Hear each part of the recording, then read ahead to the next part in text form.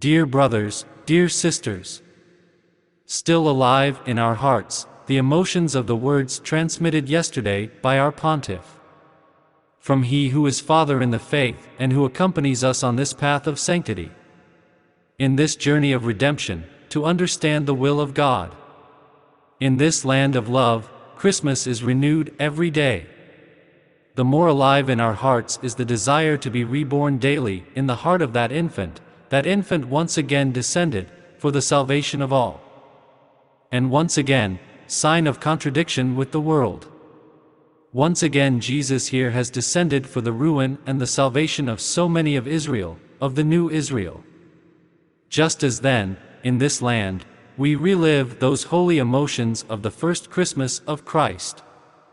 Of the Father's will, to send His Son in a family, just as the Father had conceived it, man and woman.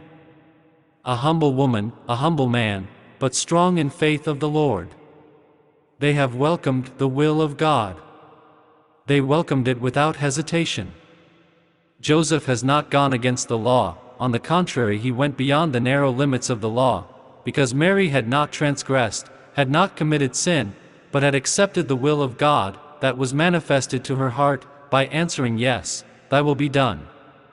And Joseph, before the words of the angel, welcomed Mary, loved her, guarded her, guarding the child she carried in her womb.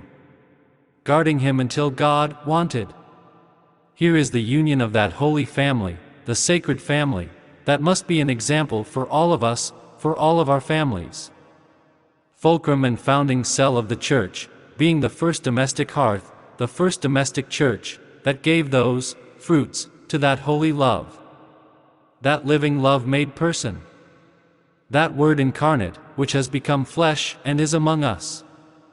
We must emulate and take example from the love that these two spouses were able to give each other. This feast we can also call it the feast of docility, of meekness, of this father, of this mother, who in the humility of their hearts, while being for the world small, last, simple, but they were great in the eyes of God. Here they made of their humility a fortress of true faith.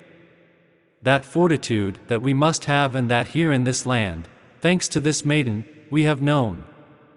Even this woman, mother for all of us, of which we honor to call mother, having embodied in her the virtues of Mary and the virtues of Joseph. Spiritually welcoming Jesus into her womb, once again descended for the salvation of many. Just as Simeon waited for Israel's salvation, so did this woman, seeing Jesus for the first time and awaiting him the second time, because she knew he would not deceive her. She waited with fidelity for him, that fidelity that must distinguish every woman who wants to see herself in Mary, that deep, living fidelity. And once again, has made herself handmaiden, giving her heart, so that her heart could become a little cradle, that would have given to the world the Son of God. Here she grew in His love, asking the Father to want to give Him a perfect love, and in one of the many messages that the Father revealed to her heart, the Father replied, I have been in relationship with you since always, give me the love of my Son. His is a love of a God, a perfect love, made person. This is what each one of us must be able to do, grow in the love of this child, so that our heart can also become the living cradle of the baby Jesus. So that every Christian family can be the fulcrum and center of the Church, of society, a society that wants to discard the family, a society that corners the family, a society who no longer lives the family, as God the Father had conceived it. But if in society you remove from the center the family, the future of the nascent society, everything dies, the great reforms are useless, if the original thought of God is annulled. The family must be the center of the social, political, and economic life of every country, of every nation, so that it may bear fruit and so that this world may once again have light, a true light, the light that came into the world and that will never wane again. This is what we are called to do, to incarnate in our hearts the virtues of Mary and of Joseph. Weak for the world, strong in the eyes of God. Only he who makes himself small, humble, simple, can be filled with the omnipotence of God. It is of no use to possess so much in the world, everything can be had, but nothing is had if one does not have the love of God. This we want to manifest as church.